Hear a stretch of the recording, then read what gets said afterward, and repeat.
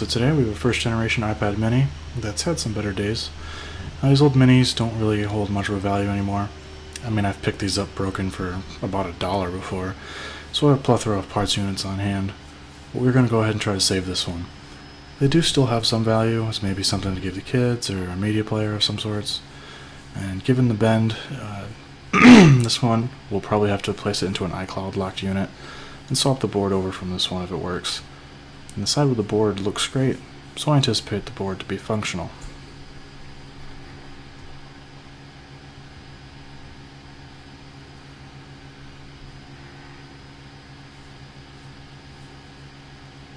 As always, I check the charge first.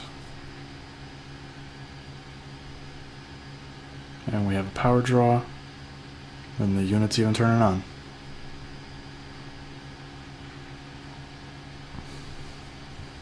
So we aren't activation locked, and the display looks to be completely intact. Some slight bleed around the damage, but I think that's from the bend, so hopefully it should correct itself.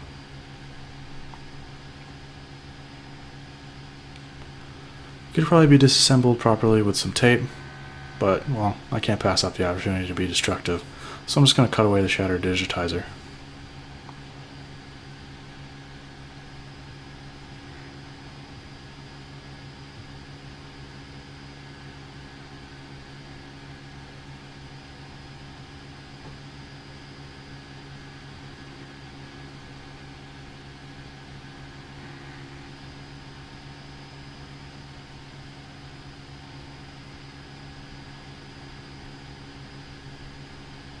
And ta-da!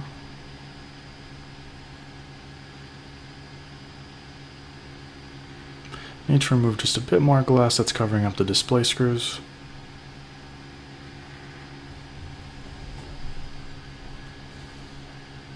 Then remove those 4 screws.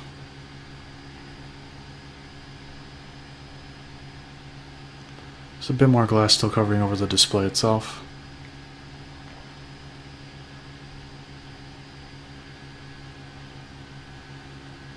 With the help of my tweezers and some picks, we can work the display out.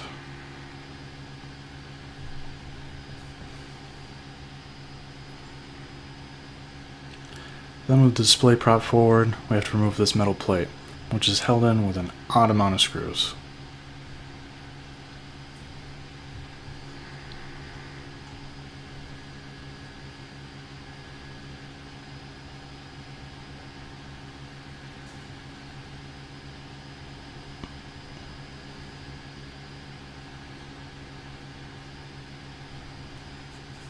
And take this plate out.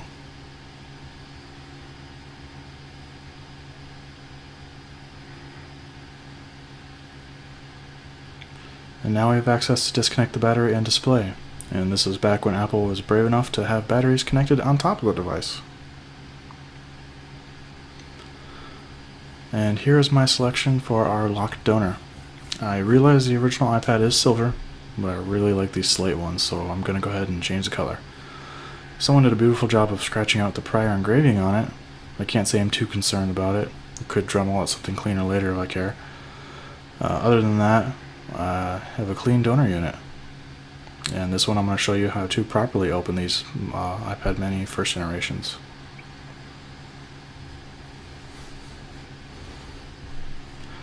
I'm going to manage the heat myself with the hot air station, but other tools work great too. So same as I do with all other tablets, I'm going to take this one side at a time, starting with heat. Then using a pry tool, I'm going to create a gap for my picks to slide in. These older models have a display separated from the digitizer, so we can be a bit more liberal with how much pick we actually use. Then just rinse and repeat on all sides.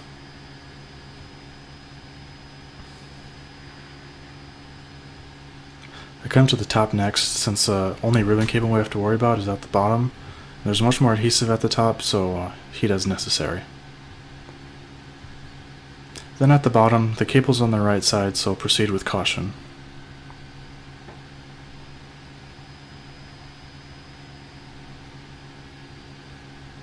And flip up and prop the digitizer. Everything's the same as before, so I'm going to speed it up until the board's out.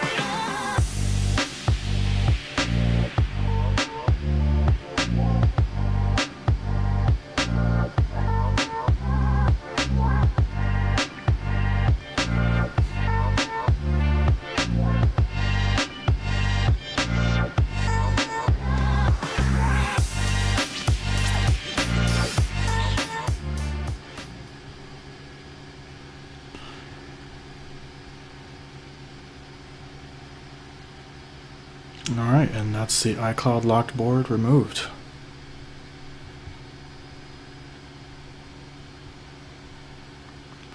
Do a little cleanup before putting in the good board.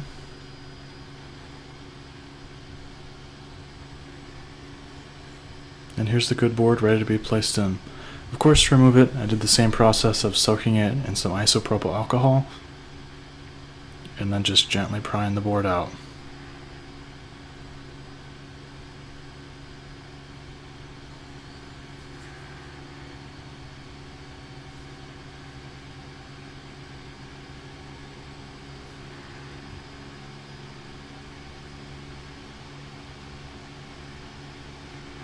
Then after placing the board in without covering any of the connections, I go ahead and screw in the lightning port first.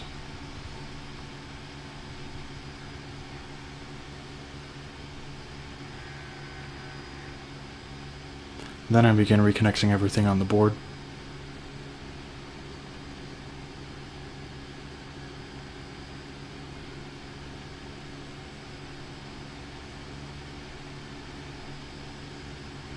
Then, as per usual, I'm going to go ahead and test it before I go ahead and close up the device.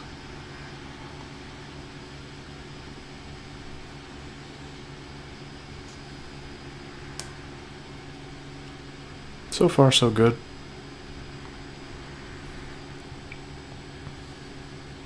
And things look good, so we can go ahead and close her up. And put this cover plate back on. Then put the large plate back on. And then the display. This is the display from the broken unit, so you'll notice a missing bracket, but I put the screw in anyway.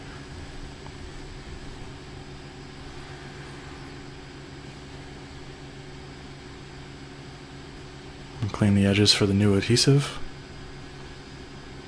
I stick with some good old Tessa tape.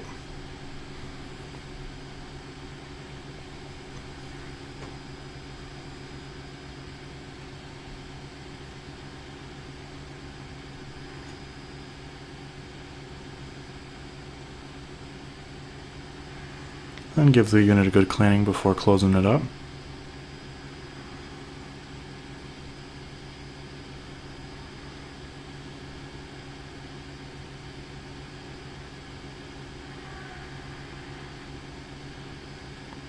Then press the unit shut. Then I'll clamp it shut with something for at least a few hours.